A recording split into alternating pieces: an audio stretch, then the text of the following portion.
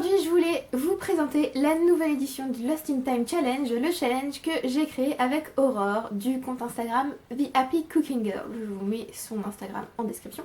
Nous avons œuvré, Aurore et moi, pour vous prévoir cette nouvelle édition. Nous espérons qu'elle va vous plaire. Alors, l'année dernière, donc c'est la deuxième année qu'on fait le Lost in Time Challenge, mais c'est la troisième session, puisqu'on a fait une session spéciale en octobre. C'était sur The Haunting of Hill House. Alors, cette session sera plus longue puisqu'on va faire un peu la même chose, même carrément la même chose, que ce qu'on avait fait en mai et en juin dernier. C'est le moment où on avait créé ce challenge. Et donc il durait 2 mois, et là encore, donc le challenge va durer 2 mois. Alors cette fois, il commencera le 1er avril et se terminera le 31 mai. Donc c'est un challenge parce que nous avions envie de lire de la fiction historique. Donc logiquement c'est un challenge pour lire des livres historiques, mais pour autant les prompts sont très très larges et très très vastes. Le but c'est que vous puissiez les twister, les tordre comme vous voulez, pour que vous puissiez faire entrer les lectures que vous avez envie de faire ce printemps. Un livre valide une catégorie, donc pas de « oui mais celui-là il entre dans ça et dans ça », non, on préfère que ce soit un livre par catégorie. Comme il y a 2 mois, c'est assez large pour pouvoir remplir un maximum de catégories du coup. Surtout que tous les formats sont acceptés, c'est-à-dire que vous pouvez lire des romans, des non-fictions, mais aussi des graphiques et écouter des audiobooks. Donc logiquement, il y a moyen, de compléter les 15 catégories. Mais ce n'est pas obligatoire. Le but, enfin vous n'avez pas réussi le challenge à partir du moment où vous avez rempli toutes les catégories. Il y a pas de, vous n'aurez pas de médaille à la fin. Ou peut-être que cette année... Effectivement, cette année, nous avons décidé de créer des paliers. Donc nous avons 5 paliers qui correspondent à 5 badges. Et donc il faut valider les catégories pour obtenir ces badges. Alors, je vais vous donner ces paliers qui, je trouve, sont merveilleusement trouvés. C'est Aurore qui, je trouve, sont merveilleusement trouvés, bien sûr. C'est Aurore qui a créé ces paliers et je les trouve parfaits. Alors, au bout de 3 prompts validés, vous êtes un Time Apprentice. Au bout de 6 prompts validés, vous êtes un Time Devotee. Au bout de 9 prompts validés, vous êtes un Time Traveler. Au bout de 12 prompts validés, vous êtes un Time Master. Et au bout de 15 prompts validés, vous êtes un Time Lord. Est-ce que j'ai autre chose à vous dire sur les règles? Je crois que je vous ai tout dit. 2 mois, un livre par catégorie, tout format accepté et les paliers en plus pour cette session 2021. Maintenant, on passe au prompt. Le premier menu sera La nuit, tous les chats sont gris. Le premier prompt ne le dit à personne, un livre dans lequel se trouve un secret.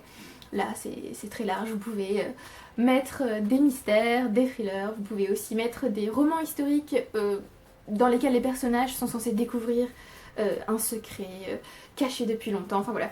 C'est très très large, donc vous pouvez mettre à peu près tous les genres littéraires dedans, bien sûr. C'est toujours le but de nos challenges. Nous adorons, Aurore et moi, tordre les prompts des challenges qu'on fait.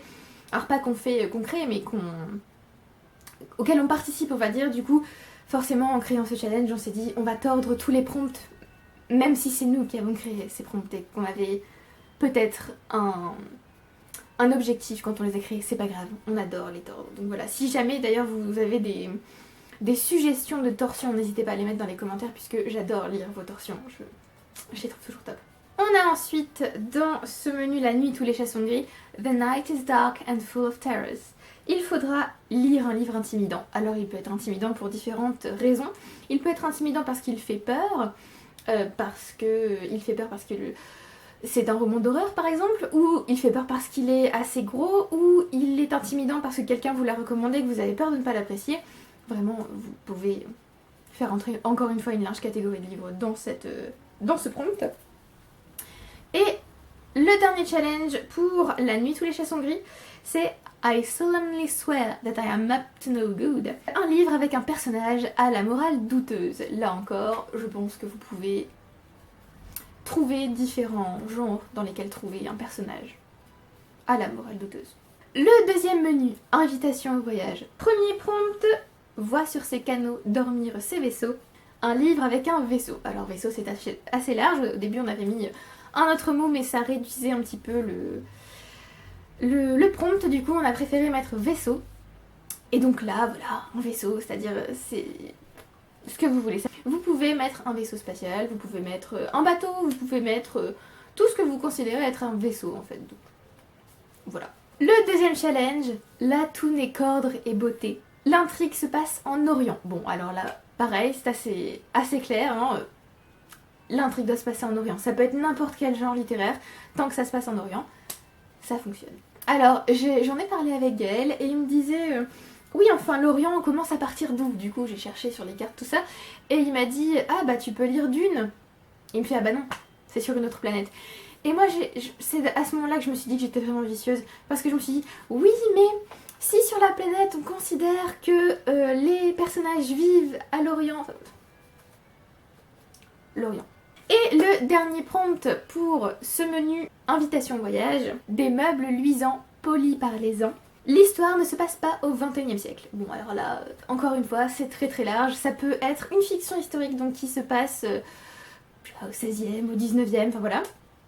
Ça peut être un classique aussi du coup. Bien sûr oui, les classiques rentrent dans à peu près tout aussi. Ça peut être également une science-fiction du coup, puisque ça ne se passe pas non plus au XXIe siècle, donc vous avez tout à fait le choix. Le troisième menu, appelez-moi Olympe. Le premier challenge, Marie de France, un livre écrit par une femme. Pas grand chose à vous dire à part, bon, un livre écrit par une femme. Deuxième challenge, Dear Jane, un livre dont le personnage principal est une femme. Bon, là encore, pas grand chose à vous dire. Et là encore, du coup, pour ces deux challenges, vous pouvez brasser très large. Vous pouvez prendre n'importe quel genre. En fait, que ce soit une non-fiction écrite par une femme, une BD écrite par une femme, ou une BD dans laquelle le personnage principal est une femme, franchement, vous avez le choix. Et le dernier challenge, la femme née libre et demeure égale à l'homme en droit. Cette fois, on vous demande de lire un livre féministe, alors que ce soit une non-fiction, une fiction, n'importe quel genre, encore une fois, vous avez le choix. Quatrième menu, c'est moi qui ai trouvé le titre de ce menu. J'étais obligée, vous comprendrez.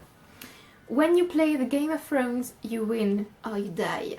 Le premier challenge, Votre Majesté, un livre qui traite de la royauté. À nouveau, ça peut être une fiction historique, mais ça peut très bien aussi être de la fantasy.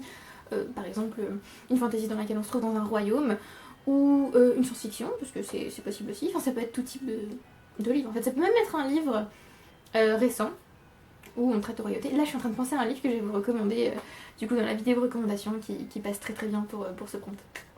Deuxième challenge pour ce menu, qu'il mange de la brioche. Cette fois, il faut lire un livre en lien avec l'histoire de France. Voilà, un livre en lien avec l'histoire de France, ça peut être, ça peut ne pas traiter de royauté du coup, hein, par rapport au prompt précédent, mais ça peut très bien être, ça peut très bien traiter aussi de la royauté, ou ça peut très bien être un livre sur l'occupation par exemple en France, ou un livre actuel sur l'histoire actuelle en France. C'est encore une fois très large et vous avez le choix des genres aussi. Oh, ça peut être une uchronie aussi. Et enfin, le dernier challenge pour ce menu, L'aurore aux doigts de rose. Et là, on vous demande de lire un livre qui traite de l'Antiquité. Alors, ça peut se passer à l'Antiquité ou ça peut être une non-fiction sur l'Antiquité. Votre choix à nouveau. Et le dernier menu, un menu que j'adore et qui revient du coup, puisque c'était déjà un menu qui était présent dans la session précédente, simplement les prompts sont différents. A Day at the Abbey. Parce qu'Aurore et moi sommes de grandes fans de Downton Abbey, donc voilà. Nous rendons hommage à cette série. Encore une fois cette année. Le premier challenge, O'Brien, un livre dont le villain est le protagoniste. Alors on a cherché un autre mot pour villain mais on n'a pas trouvé, parce que méchant ça faisait un livre dont le méchant et le protagoniste c'était un peu... Non. Du coup on a laissé villain, vous l'interprétez comme vous voulez, mais voilà, c'est un livre dans lequel c'est un personnage qui est censé être le méchant de l'histoire qui est le protagoniste du coup. Le deuxième challenge, Tom Branson, un roman dans lequel les protagonistes appartiennent à des classes sociales différentes. Là aussi c'est très très large, on peut y faire rentrer beaucoup de genres encore une fois. Fantasy, science-fiction, fiction historique, classique, voilà. Tout peut entrer, et les non-fictions aussi d'ailleurs. Si on considère que les gens dont on va parler dans le livre sont des personnages entre guillemets, voilà. Encore une fois, vous pouvez tordre les prompts comme vous voulez. Et la toute dernière catégorie de A Day at the Abbey et aussi de tout le challenge du coup, Mary, Edith and Sybil, un livre dans lequel se trouve une fratrie. Alors je voulais mettre une sororité, mais je me suis dit que c'était peut-être pas évident pour tout le monde, donc j'ai préféré mettre fratrie, donc fratrie c'est frère ou sœur, comme vous voulez. Et voilà, là encore, large choix de genre, vous pouvez même mettre des non-fictions qui traitent de famille, donc voilà. Et c'est tout pour la présentation du Lost in Time Challenge édition 2021. J'espère que ça vous plaira, j'espère que vous serez nombreux à participer.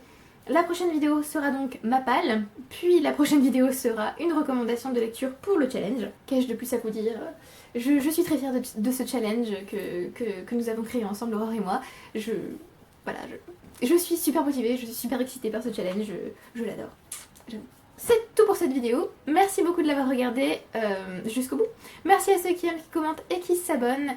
N'hésitez pas à me mettre, alors peut-être pas votre palle sous cette vidéo, mettez-la peut-être plutôt sous la vidéo suivante.